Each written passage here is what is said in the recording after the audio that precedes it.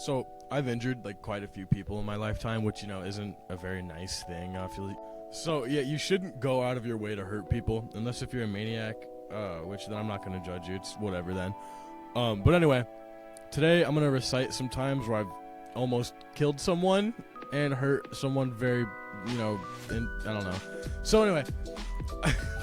So I'm gonna start off with the story of how I almost killed my friend Colin.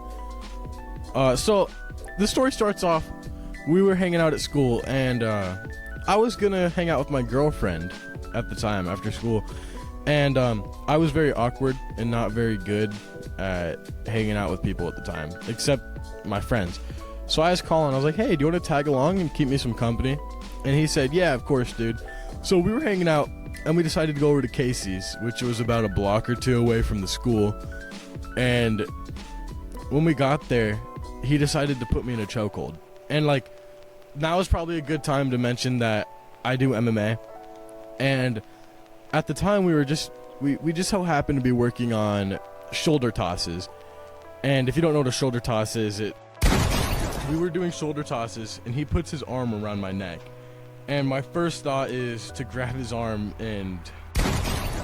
So yeah, he's on the ground, and he makes a very loud smacking noise.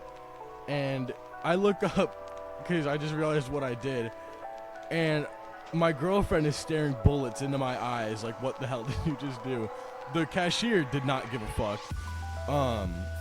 Yeah, and Colin is at the time, he was 120 pounds, maybe 5'7", compared to me when I was 220 pounds and 5'10", so it doesn't look very good for me in this situation. It looks like I'm picking on a little kid. Thankfully, Colin was alright. He recovered, after making very not nice sounds for a while. He had the wind knocked out of him.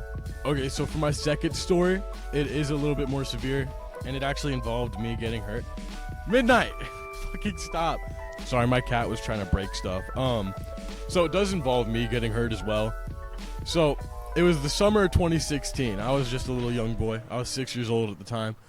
And I was at my grandma's house, and she has quite a few four-wheelers and stuff.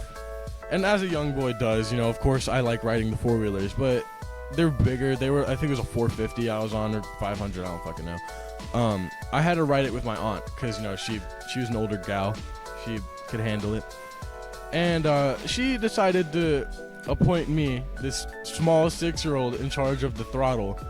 And, I have no throttle control. I don't know how to control this thing. So we turn and start heading up this very large hill with rough terrain and bumps all over it. And as a 6-year-old would, I fucking pin it. So we're flying up this hill, and we hit a bump. And first thing I do is whiskey throttle. I grab that shit as hard as I can. I was terrified. And it didn't end well. The front of the four-wheeler flew up. My aunt was sitting on the back of it pretty much. So, we started rolling backwards, and I got knocked out.